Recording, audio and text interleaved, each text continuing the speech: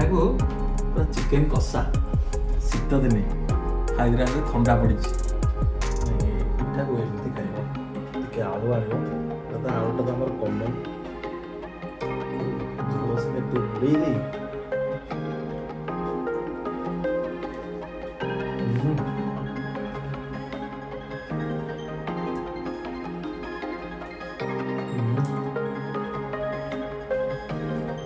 बुड़े मैंने मसला पिठा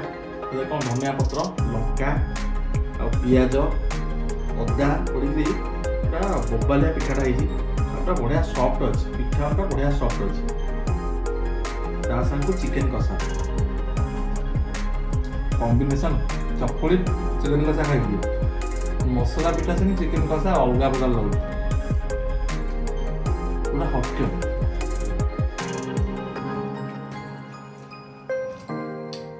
जबरदस्त हाँ ठंडा तो ठंडा शीत पाखक मारे से कबार छाड़ी पलैब चलो एंजॉय करिया।